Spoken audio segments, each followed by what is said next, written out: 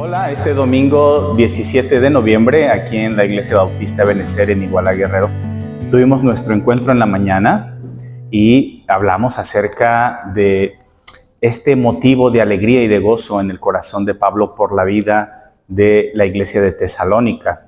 Vimos que hay dos cosas esenciales que alegran el corazón de Pablo y por supuesto el corazón de Dios: la fe y el amor que una iglesia puede tener.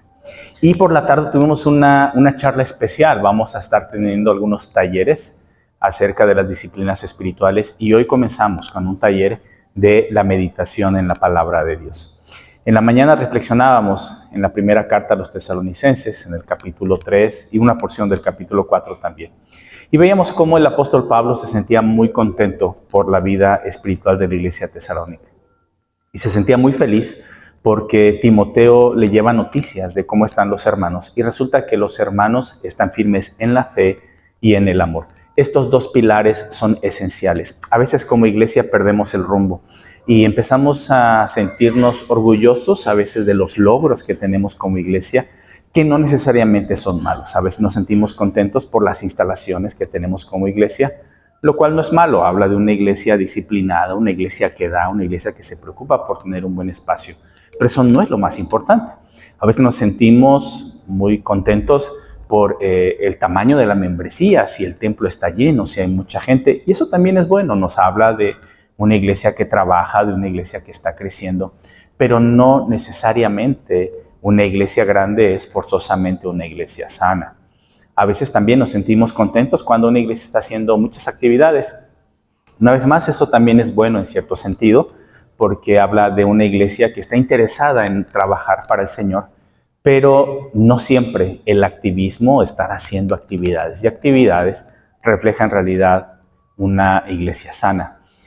La iglesia de Tesalónica nos enseña lo que es una iglesia sana. Y una iglesia sana es una iglesia que crece en la fe y crece en el amor. Y el apóstol Pablo reconoce esto en la iglesia de Tesalónica. Por eso somos llamados a crecer en la fe. Y crecer en la fe significa aprender a confiar más en Dios, pero significa también conocer mejor la palabra de Dios, conocer la sana doctrina, lo que creemos, lo que se nos ha transmitido a través de los apóstoles, lo que encontramos en el Nuevo Testamento. Una iglesia necesita esforzarse en la instrucción cristiana, en la instrucción espiritual, pero también crecer en amor.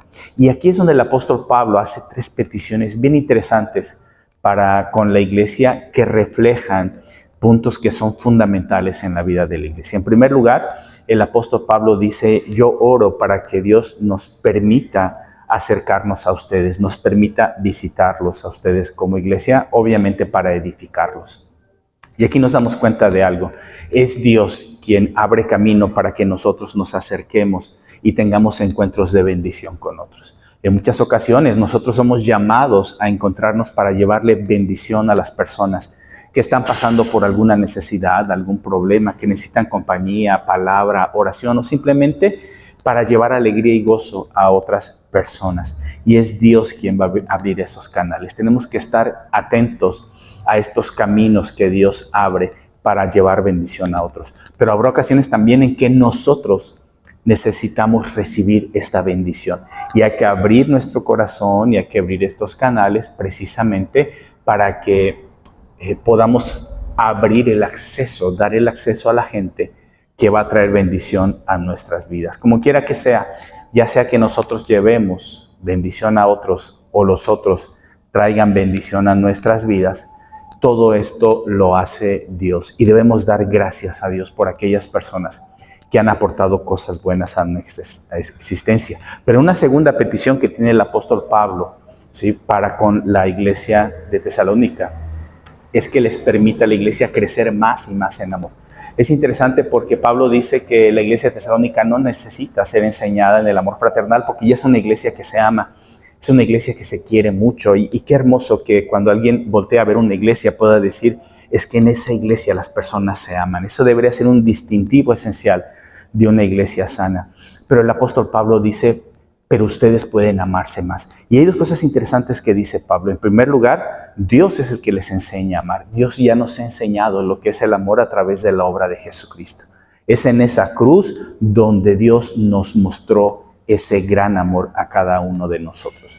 Pero también dice la palabra que podemos amar más. Así que nadie puede decir que ya ama lo suficiente. Tenemos que amar más y más a nuestro Dios. Tenemos que entregarnos más y más a Él.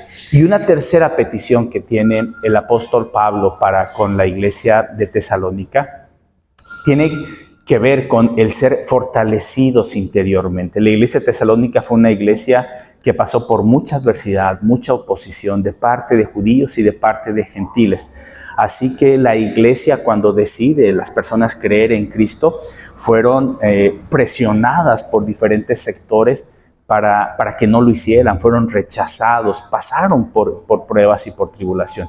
Y sin embargo el apóstol Pablo dice, ustedes permanecieron firmes, pero él vuelve a insistir, ustedes necesitan ser fortalecidos. Y vimos que la fortaleza viene de tener una comunión estrecha con Dios a través de los hábitos y disciplinas espirituales. Es la manera que tenemos nosotros para fortalecer nuestra espiritualidad a través de la oración, a través de la reflexión, del estudio, la meditación en la palabra de Dios, a través del servicio, de la alabanza, a través del ayuno, del silencio, del apartarnos, de la frugalidad, el servicio, en fin, todo lo que conocemos como las disciplinas espirituales. Al final la enseñanza es esta, que esperamos que no solo Ebenecer, sino cualquier iglesia cristiana, cuando se les vea y se pregunten sobre esa iglesia, la respuesta pueda ser, es una iglesia que está creciendo en fe y que está creciendo en amor.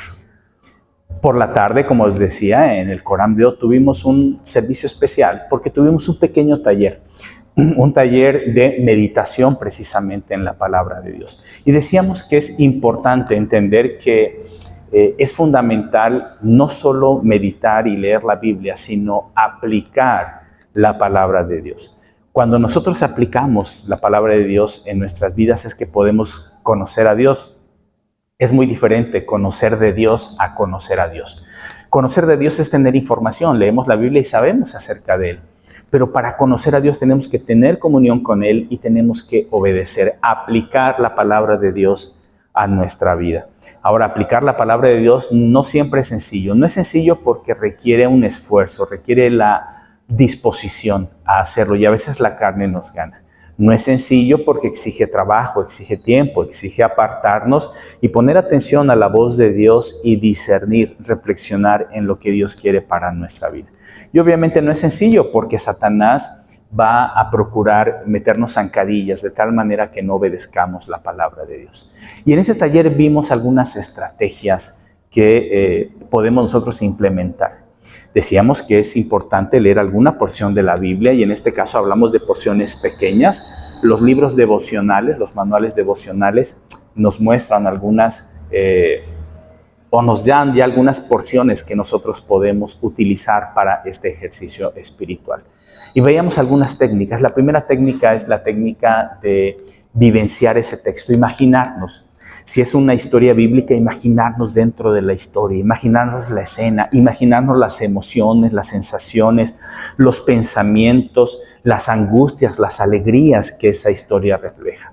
Si es una instrucción, imaginarnos de qué manera está construida esa instrucción, cómo nos imaginamos a aquel que lo escribe, cómo nos imaginamos el impacto que esa enseñanza tendría en la gente. Si está utilizando comparaciones o símiles, nos imaginamos. El día de hoy estudiamos en 1 Timoteo capítulo 4 y veíamos cómo se nos habla de ejercitarnos en la piedad. Y entonces veíamos y nos imaginábamos ejercitándonos físicamente y haciendo esa traspolación al ejercicio espiritual. Entonces la primera técnica consiste en imaginarnos.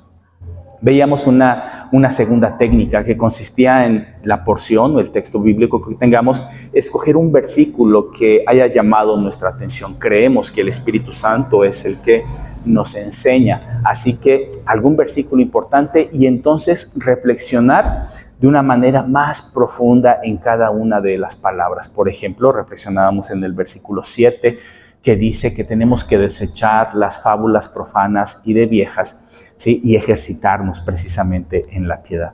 Y pensábamos, desechar significa excluir, significa alejar, significa dejar de lado algunas cosas. Cuando hablábamos de las fábulas, imaginábamos o pensábamos en las leyendas, en los mitos que circulan por allí, pero también en las fake news, las falsas noticias que están en la internet, cosas que no son de edificación.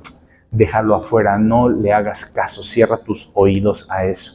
Ejercítate, veíamos que es una disciplina, es un esfuerzo, requiere tiempo, requiere diligencia, y en las cosas espirituales, pues obviamente las cosas que le agradan a Dios. Así que ir meditando, en cada una de estas palabras importantes era otra técnica que vimos. Una tercera técnica que vimos fue personalizar la palabra de Dios. Este pasaje que estudiamos hoy es un pasaje, unas palabras que se le dan a Timoteo. Lo que hicimos fue personalizarlo, me lo dan a mí y pensarlo en mi contexto. Y yo como pastor, por ejemplo, pienso en que los mismos desafíos que tuvo Timoteo, pues los voy a tener yo y tengo que responder de la manera en como Timoteo seguramente respondió. Así que lo personalizo, es una palabra para mí. ¿Sí? Aunque en el texto diga que es para Timoteo, yo lo acojo y lo hago para mí. Una cuarta técnica es orar. Orar ese texto, reflexionarlo y hacerlo una oración. Que la palabra que Dios me dio, yo la regrese a Dios filtrada por mi corazón y pidiendo que esta enseñanza y esa realidad que acabo de leer, yo la pueda aplicar en mi vida. Vimos estas técnicas, ¿sí? Y hay muchas cosas más que podemos hacer. La lectura de la palabra de Dios no tiene por qué ser solo para aquellos que han estudiado teología, todos aquellos que están versados en las culturas bíblicas. Cualquier persona que lee y tiene la disposición y abre su corazón a la voz del Espíritu Santo puede meditar y reflexionar y recibir palabra de Dios. Así que estos son los dos temas que vimos el día de hoy.